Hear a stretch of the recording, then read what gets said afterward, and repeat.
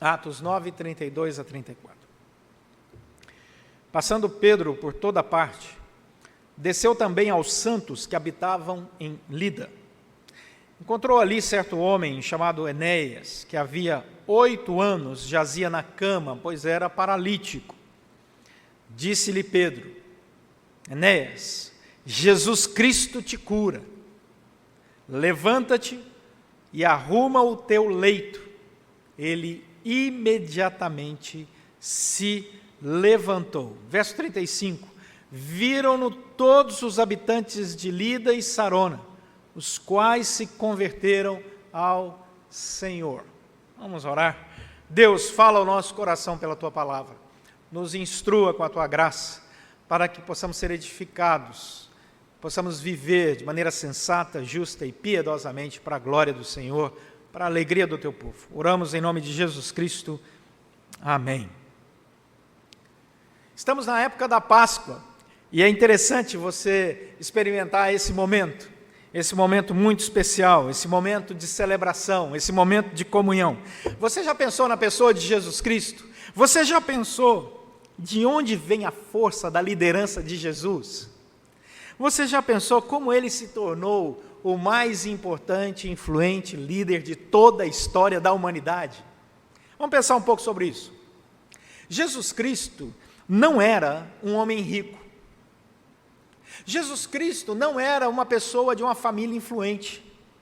Jesus Cristo não era uma pessoa que vinha com uma enorme herança e por isso foi seguido por milhares, porque ele fazia o bem, distribuindo grandes somas de dinheiro e abençoando pessoas ao seu redor. Não, ele não tinha essa característica. Jesus Cristo também não era uma pessoa de um porte físico que chamava atenção.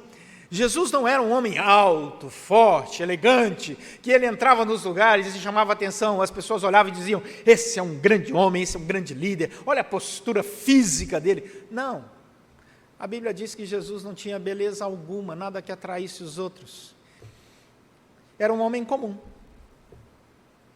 Jesus Cristo também não era um político com altos cargos, que era um representante social, que defendia uma ideologia político-partidária e que todo mundo concordava com ele, e por isso as multidões se reuniam para ouvi-lo, os seus grandes discursos, as suas frases de impacto sociológico, antropológico.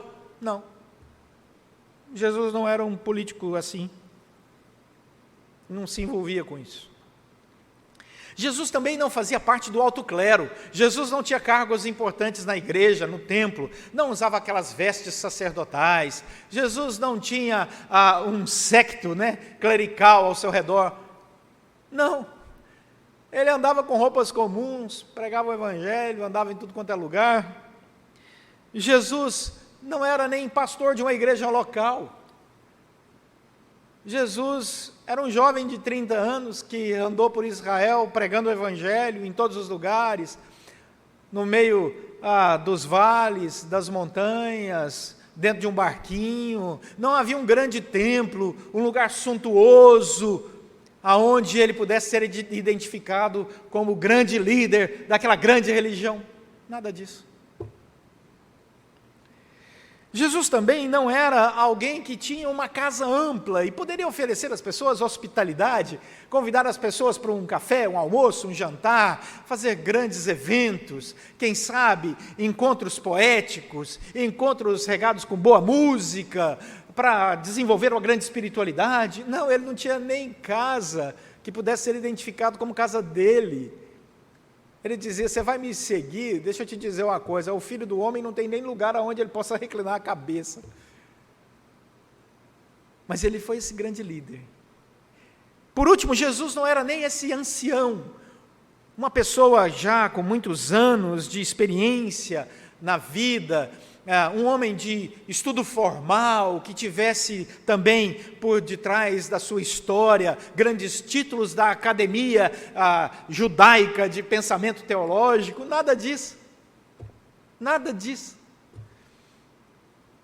Por que esse homem impactou a humanidade dessa forma? Não existe nenhum líder político, econômico, não existe nenhum grande pensador acadêmico, não existe nenhum grande filósofo que chegue aos pés do impacto de Jesus Cristo na história da humanidade. Não existe nenhum líder religioso, nenhum grande filantropo, não existe ninguém que possa ser comparado com a liderança de Jesus Cristo e a pessoa de Jesus Cristo.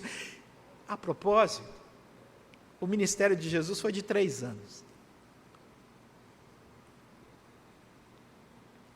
Quando nós olhamos esse texto de Atos, nós entramos na intimidade do coração de Lucas. Lucas era um médico. Ele não foi um dos apóstolos de Cristo Jesus. Ele acompanhou os apóstolos depois, mas ele não estava no colégio apostólico dos 12. E Lucas conhece uma pessoa chamada Teófilo, uma pessoa importante, porque lá em Lucas capítulo 1, no verso 1, ele escreve ao excelentíssimo Teófilo. E esse título demonstra que Teófilo era uma pessoa importante. Não se gastava naquela época tinta para bajular alguém. Era algo muito caro para se fazer. E em Lucas 1:1, nós encontramos Lucas escrevendo o seu evangelho, dizendo assim: visto que muitos houve que empreenderam uma narração coordenada dos fatos que entre nós se realizaram, conforme nos transmitiram os que desde o princípio foram deles testemunhas oculares e ministros da palavra, igualmente a mim me pareceu bem, depois de acurada investigação de tudo, desde a sua origem, dar-te por escrito, excelentíssimo Teófilo, uma exposição em ordem, para que tenhas plena certeza das verdades em que foste instruído. E Lucas escreve o maior dos evangelhos. Ele conversa com as testemunhas oculares da vida de Cristo Jesus, ele conversa com Isabel, ele conversa com Maria, ele conversa com os apóstolos, ele conversa com quem foi objeto dos milagres, ele conversa com pessoas que viram e testemunharam todo o ministério de Cristo Jesus, e ele escreve agora para Teófilo, dizendo: Teófilo, isto foi o que aconteceu entre nós, isso é um fato histórico, Deus se fez carne, Deus habitou entre nós, olha o que aconteceu. E aí Lucas escreve tudo isso no seu evangelho e encaminha para Teófilo, dizendo: eu quero que você aprenda desse evangelho que é salvação para as nossas vidas. Só que aí o evangelho acaba com a morte de Cristo Jesus, a ressurreição de Cristo Jesus, e Lucas diz: tem que escrever mais. E ele escreve então Atos. E Atos 1:1, Lucas continua escrevendo para o mesmo Teófilo. E ele diz: escrevi o primeiro livro, ó Teófilo, relatando todas as coisas que Jesus começou a fazer e a ensinar, até ao dia em que, depois de haver dado mandamentos por intermédio do Espírito Santo aos apóstolos que escolhera, foi elevado às alturas. E ele diz: a esses também, depois de ter padecido, se apresentou vivo, com muitas provas incontestáveis, aparecendo-lhes durante 40 dias e falando das coisas concernentes ao reino de Deus. Portanto, nós agora temos aqui um relato que é a continuidade da obra de Cristo Jesus depois da sua morte e ascensão. Atos é um livro que descreve a realidade do Evangelho, o impacto do Evangelho nos grandes centros urbanos. Atos escreve aqui o Evangelho e descreve a ação dos apóstolos, e é chamado até por alguns de Atos dos Apóstolos, ou por outros teólogos, Atos do Espírito Santo através dos apóstolos, ou através da história da igreja, porque o livro está dizendo para nós o seguinte: a história não acabou. Nós estamos aqui celebrando Páscoa, porque a Páscoa não foi um evento que aconteceu lá atrás e acabou. A Páscoa acontece em nossos corações, pela graça de Deus, mediante a fé, que cremos numa ressurreição histórica e continuamos esperando e crendo e vivendo a expectativa do último dia, quando os mortos ressuscitarão primeiro, os vivos serão transformados, Jesus descerá em glória e nós poderemos contemplar com os nossos próprios olhos a maravilhosa história eterna de Deus. Nós estamos lendo esse livro de Atos e Lucas está dizendo: a história não acabou, a história continua. Jesus foi assunto aos céus, enviou o Espírito Santo e olha o que está acontecendo entre nós. O Senhor continua resgatando o seu povo. Lucas é um pesquisador histórico muito consciente da importância daquele momento para a humanidade. Lucas sabia que o momento que eles estavam vivendo, da vinda de Cristo Jesus, da encarnação da segunda pessoa da Santíssima Trindade, da inauguração do ministério do Espírito Santo, a terceira pessoa da Santíssima Trindade, era um momento único na história. E por isso, ele relata com tanta cuidade, com tanta precisão, com tanta preciosidade, com tantos detalhes. Só um evangelho não dá. Vamos entrar aqui em Atos, vamos ver a caminhada dessa igreja. Lucas tinha andado com Paulo em algumas viagens e era até o seu médico pessoal. Paulo vai dizer isso lá em Colossenses. Frequentemente, Lucas narra o que aconteceu na história da igreja, usando a sua própria pessoa como personagem de tudo que ele estava vendo. Ele não apenas fez uma pesquisa com quem viu, ele passou a ser testemunha ocular do que estava acontecendo. E ele podia dizer: o Espírito Santo de Deus está entre nós. Nós podemos ver a ação dele, nós podemos ver a presença dele. E Lucas então começa a descrever esse momento, por não citar o martírio de Tiago, que aconteceu no ano 62 depois de Cristo, por não falar nada sobre a perseguição de Nero, que fica bem intensa a partir do ano 64 depois de Cristo, por não falar nada sobre a queda de Jerusalém no ano 70 depois de Cristo. Esse livro de Atos provavelmente foi escrito entre o ano 60 e 62 depois de Cristo. Qual é a importância disso para nós? A importância da historicidade da Bíblia é para dizer para você e para mim que a nossa fé não é num mito, a nossa fé é num evento histórico, que aconteceu num lugar histórico e que o Espírito Santo de Deus continua entre nós, agindo, curando, transformando, convertendo vidas. Glórias a Deus por isso. E aí, os pais da igreja, Irineu e tantos outros, o próprio cânon muratoriano vai dizer: de fato, quem escreveu o livro de Atos foi este homem chamado Lucas, que acompanhou os apóstolos, Pedro e Paulo. Ele gasta 12 capítulos para falar de Pedro no livro de Atos. Depois ele intensifica do capítulo 13 até o 28 para falar sobre a vida de Paulo. O que Lucas está nos dizendo é que isso tudo o que aconteceu, ele podia escrever, porque ele sabia que era verdade absoluta. E sabe o que chama atenção, tanto na vida de Pedro quanto Paulo? Obviamente, o texto de Atos tem outros personagens, mas os destaques estão na vida de Pedro e Paulo. É que Lucas quer mostrar para nós o quanto o Espírito Santo muda pessoas. O quanto o Espírito Santo muda um homem como Pedro, o quanto o Espírito Santo muda um homem como Paulo. Porque nós olhamos, por exemplo, a Pedro nos evangelhos e encontramos um homem que falava rapidamente, que se parecia muito disposto a defender o evangelho, mas que suas dúvidas quase que levaram ele a afogar no meio do mar, quando estava andando sobre as águas, e ele temeu o vento, tirou os olhos de Cristo. Todos conhecem esse texto. Quando Jesus chama a Pedro de um homem de pequena fé, quando Jesus diz a Pedro: olha, você fez uma boa confissão, lá no Evangelho de Mateus capítulo 16 em diante, mas logo depois esse mesmo Pedro começa a dizer para Jesus que o caminho da cruz não é o ideal, e Jesus olha para esse mesmo Pedro e diz para ele: arreda-te, Satanás.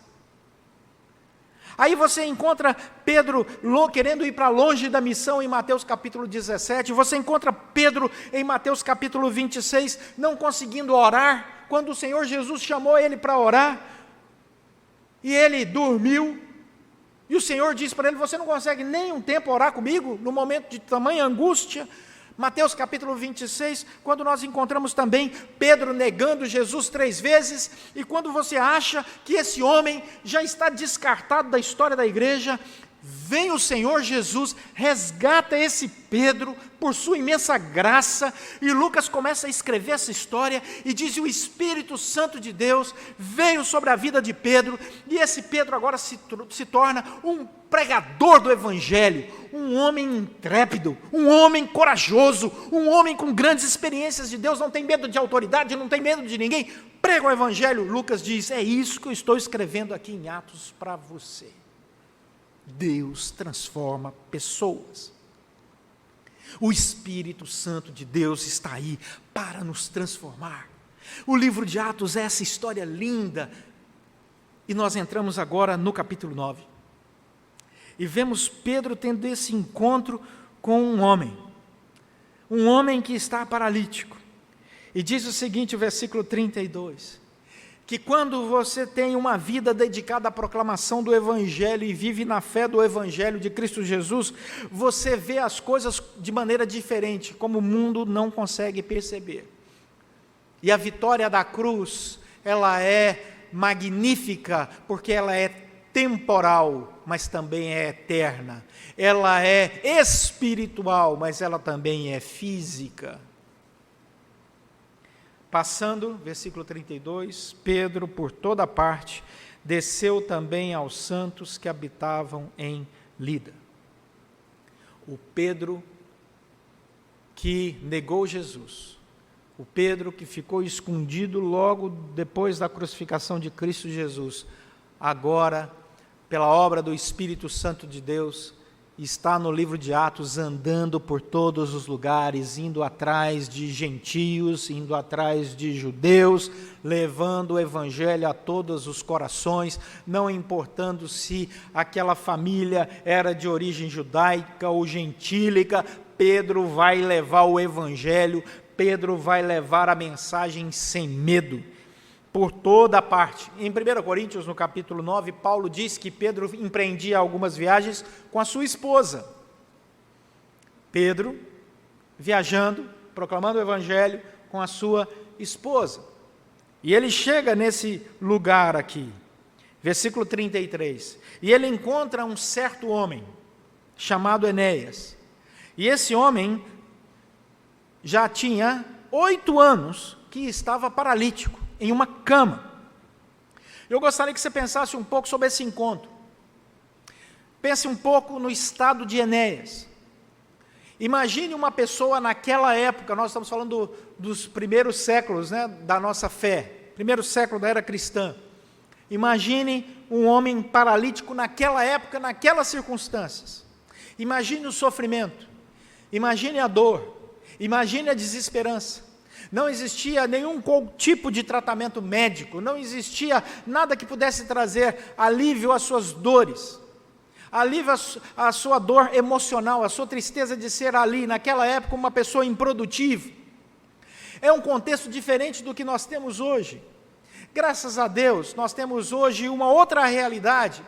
Pessoas que, mesmo paralíticas, conseguem desenvolver uma vida ativa, produtiva, graças a Deus por isso. Temos vários recursos que agora, no século XXI, possibilitam isso, em muitos casos, graças a Deus, que aliviam dores, sofrimentos, que transformam a pessoa numa pessoa extremamente ativa e produtiva, e isso traz bem-estar a ela, mas não naquela época. Ela não conseguia se locomover, ela estava realmente presa em casa, ela não conseguia trazer o sustento para sua casa. Imagina o coração desse homem Enéas. Imagine o coração e a dor dele, ao perceber que o seu prejuízo não era só físico, era também econômico, era social, era familiar, e com certeza isso também abalava a sua relação espiritual. Quantas vezes ao longo de 8 anos esse homem deve ter passado por profundas crises existenciais? Ele está ali sem esperança. A sociedade não tem o que fazer por ele, e ele sabe disso, e ele se encontra naquela situação, até que chega um homem chamado Pedro. E esse Pedro olha para esse homem, esse Pedro identifica a dor. Esse Pedro não é um homem que passa distante dos necessitados. Pedro se envolve, Pedro visita, Pedro vai na casa, Pedro chora com os que choram. Ele também sabe se alegrar com os que se alegram, mas a cruz de Cristo Jesus e o evangelho de Jesus transformou aquele pescador Pedro num pescador de homens, e ele vai lá, no lugar aonde é necessário, e diz o texto, versículo 34, que Pedro chega e diz: Enéas. O simples fato de Pedro citar o nome desse homem, já mostra a importância do momento. É como se Pedro dissesse: eu sei seu nome, sei sua história, sei sua dor, estou aqui com você. Enéas, Jesus Cristo te cura, levanta-te e arruma o teu leito. 3 coisas importantes aqui, nessa cura maravilhosa. Primeiro, Pedro repete o modus operandi de Cristo Jesus, ou seja, Pedro repete a maneira como Cristo agia, ele faz igualzinho ele viu Jesus fazer. Certa vez Jesus chegou lá em João capítulo 5, verso 8, no tanque de Betesda, havia um paralítico, Jesus chega, aonde está o paralítico, se aproxima dele, conversa com ele, ouve a sua história, e sabe o que Jesus diz? Levanta-te, toma o teu leito. Outra ocasião, Jesus está na cidade de Cafarnaum, Marcos capítulo 2, versículo 11, chega um paralítico, trazido pelos seus amigos, não consegue de maneira alguma acesso, até que um acesso especial é criado para que ele chegue a Cristo Jesus. Nós conhecemos essa história lindíssima lá em Cafarnaum, seus amigos ajudam, e esse homem agora é colocado diante de Cristo Jesus, paralítico da mesma forma. Sabe qual é a palavra de Jesus para aquele homem? Levanta-te, toma o teu leito e vai para a tua casa. O que é que Jesus diz para Enéas? Levanta-te, arruma o teu leito. Pedro usou as mesmas palavras de Jesus. O que nós precisamos aprender aqui? Aquilo que Paulo vai dizer lá em 1 Coríntios, outro grande personagem de Atos. Nós devemos imitar a Cristo Jesus. Suas palavras, seu gesto, seu amor, seu cuidado, sua identificação com os que sofrem. Esse é o nosso Senhor Jesus. Pedro não inventa uma liturgia, Pedro não cria uma nova maneira de abordagem, Pedro não cria palavras segundo o seu vocabulário. Pedro repete gesto e palavras de Cristo Jesus, porque o que o mundo precisa é de cristãos, e cristãos são aqueles que seguem o Mestre Jesus, naquilo que pensa, naquilo que fala, naquilo que faz. Segunda coisa interessante, Pedro diz: Enéas, Jesus Cristo te cura. Pedro não diz: Enéas, eu declaro na autoridade de apóstolo que estás curado. Pedro não disse isso. Pedro não disse: Enéas, em nome do nosso ministério evangelístico poderoso, estás curado. Não. Enéas, Jesus Cristo te cura. O poder está em Jesus Cristo, somente nele, somente nele. Atos capítulo 3, você encontra Pedro aplicando novamente este princípio, quando ele e João estão subindo ao templo para a oração da hora nona, e um homem coxo é levado, desde a sua nascença ele vivia nessa situação, e ele é colocado à porta do templo, chamada Formosa, para pedir esmolas aos que entravam, vendo ele a Pedro e João, que iam entrar no templo, diz Atos capítulo 3, e implorava que lhe desse uma esmola. Essa era a única expectativa daquele homem coxo desde a nascença, colocado ali na escada. A escada do templo: eu só espero que vocês me deem dinheiro para eu viver. E Pedro, versículo 4, fitando juntamente com João, disse: olha para nós. Ele os olhava atentamente, esperando receber alguma coisa, e Pedro diz assim: eu não possuo nem prata, nem ouro, mas o que eu tenho, isso te dou. Em nome de Jesus Cristo Nazareno, anda. E tomando pela mão direita, levantou, e imediatamente os seus pés e tornozelos se firmaram, e de um salto se pôs de pé, passou a andar, entrou com eles no templo, saltando e louvando ao Senhor. E o povo veio para cima de Pedro, e o povo veio para cima de João. E quando eles fizeram isso para, de alguma maneira, dar glórias a Pedro, dar glórias a João, eles falaram: espera aí, espera aí. Não fomos nós que fizemos isso. Não fomos nós que fizemos isso. Ele diz no versículo 12, como se pelo nosso poder ou piedade tivéssemos feito esse homem andar. Não fomos nós com nosso poder e piedade, não. Mas quem fez isso foi a fé no nome de Jesus Cristo. Foi a fé que vem por meio de Jesus, versículo 16 do capítulo 3, que deu a este saúde perfeita na presença de todos vós. É o nome de Jesus, é a fé em Jesus, é o poder de Jesus, é a glória para Jesus. O Jesus que venceu a cruz. Por isso a cruz está vazia, porque Jesus venceu a morte e está vivo. O seu túmulo está vazio.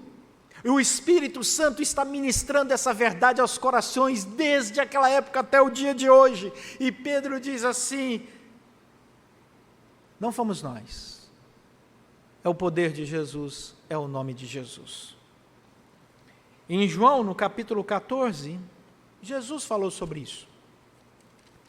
Em João, no capítulo 14, você encontra, a partir do verso 11, Jesus dizendo o seguinte: crede-me que estou no Pai, ou Pai em mim, crede ao menos por causa das mesmas obras. Em verdade, João 14, 12 agora, em verdade vos digo, que aquele que crê em mim fará também as obras que eu faço, e outras maiores fará, porque eu vou para junto do Pai. E tudo quanto pedirdes em meu nome, isso farei, a fim de que o Pai seja glorificado no Filho. Se me pedirdes alguma coisa em meu nome, eu o farei. Jesus diz assim que nós vamos fazer maiores obras do que ele fez. Aqui tem a ver com a quantidade das obras e não com a qualidade das obras, já que a igreja iria ficar por milênios pregando o evangelho, e aí obviamente milhares e milhões de pessoas iriam ser curadas e transformadas, como tem sido até hoje, graças a Deus. Por isso que ele vai dizer aqui, que nós iríamos fazer uma obra em maior quantidade que a dele, numericamente, mas não em qualidade, mesmo porque toda obra que nós fazemos como igreja de Cristo Jesus, fazemos pelo poder de Cristo Jesus, para a glória de Cristo Jesus, em nome de Cristo Jesus. E é isso que Pedro faz aqui. Pedro aprendeu com Jesus que se nós queremos algo, devemos orar, pedir, clamar, invocar, em nome do Senhor Jesus. Obviamente que a Bíblia toda vai nos ensinar que às vezes o Senhor Jesus diz sim para algumas das nossas orações e petições, às vezes Jesus diz não para as nossas orações e petições, e às vezes o Senhor diz: espere, ainda não é a hora, ainda não é o tempo. Essa é a nossa experiência como igreja, porque Deus sabe o melhor para nós, e nem sempre pedimos aquilo que é o melhor para nós, por isso nem sempre a resposta das nossas orações tem a aprovação divina, mas aquilo que é para benefício dos filhos de Deus, quando oramos pedindo, Deus responde positivamente. E aí Pedro diz a Enéas, nessa autoridade apostólica que ele tinha: Jesus Cristo te cura. E esse homem é curado. Diz o versículo 34 de Atos 9, ele imediatamente se levantou. Qual é a conclusão do texto? Versículo 35. Viram-no todos os habitantes de Lida e Sarona, os quais se converteram ao Senhor. O poder é de Cristo, e ele continua ativo. E o Evangelho vai crescendo durante todo o livro de Atos, e chegou até nós aqui no Rio de Janeiro, porque o Espírito Santo continua agindo.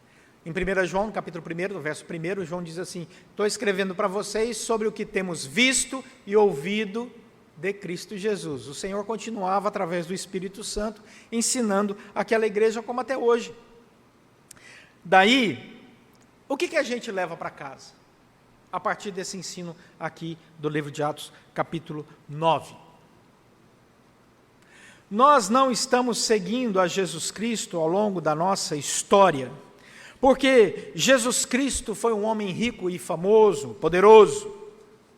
Nós não estamos seguindo a Jesus Cristo como Senhor e Salvador das nossas vidas, como nosso grande líder, porque ele era um homem de estatura alta, forte, era uma pessoa que impunha pela sua presença física. Nós não estamos seguindo a Cristo Jesus porque ele é um grande líder político, partidário, ideológico, filosófico. Nós não estamos seguindo a Cristo Jesus até hoje porque ele faz parte do alto clero, ele é o grande representante de uma linha de pensamento clerical. Não, nós não estamos seguindo a Cristo Jesus porque ele era um grande exemplo de uma casa enorme de hospitalidade. Nós não estamos seguindo a Cristo Jesus porque ele é aquele que nos chama para vivermos uma vida repleta de poder e de autoridade que emana dessa mesma terra. Não, nós estamos seguindo a Cristo Jesus porque ele está vivo e porque o Espírito Santo comunica isso aos nossos corações, nos dá essa convicção, responde às nossas orações pela sua imensa graça, nos faz sentir de maneira viva, clara, evidente, que Deus está de fato no meio de nós. Emanuel. A Páscoa é isso. É a vitória da cruz contra as enfermidades. E a maior enfermidade de todas é a falta de fé em Deus como Senhor e Salvador. A maior cura que pode acontecer no coração de alguém é o perdão dos seus pecados, quando ele arrependido se dobra diante do Senhor, se queda aos pés de Cristo, lá no silêncio do seu quarto, ou diante de uma igreja lotada, e diz assim: tem misericórdia de mim, Senhor, porque sou pecador, tem misericórdia, eu creio que Jesus morreu e ressuscitou por mim, e está vivo, apesar de ser um pecador, fui alcançado pela sua graça, não pelas minhas obras, mas por sua imensa graça. E quando esse ato maravilhoso, milagroso, gracioso de Deus acontece nas nossas vidas, nós celebramos Páscoa o tempo todo, porque passamos da escravidão do pecado para a liberdade de uma vida em Cristo Jesus. E assim como Pedro, somos convidados por Deus a observar as palavras, os gestos, o amor, o ensino de Jesus, porque somos discípulos e temos que seguir o Mestre. Que Deus nos abençoe. Curve sua cabeça, feche seus olhos onde você estiver e vamos orar.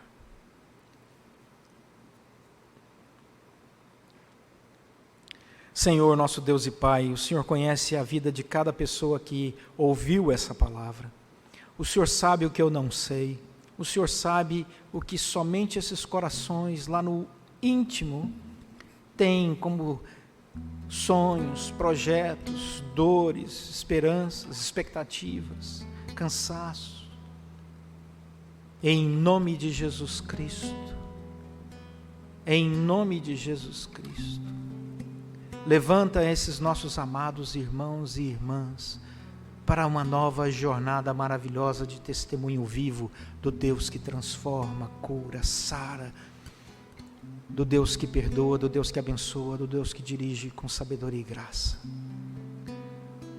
O Senhor é Deus infinito, eterno, verdadeiro, imutável, e a Tua palavra não volta vazia, pois ela realiza aquilo que o Senhor determinou para o Teu próprio louvor, honra e glória. Por isso, em nome de Jesus, abençoe cada família, derrama da Tua proteção, do Teu sustento, da Tua providência, e nos dê, ó Deus, a alegria de sentirmos dia após dia, em nossa caminhada, a presença do Senhor pela obra do Teu Santo Espírito. pois oramos pedindo a tua bênção, em nome de Jesus Cristo, nosso Senhor e Salvador. Amém.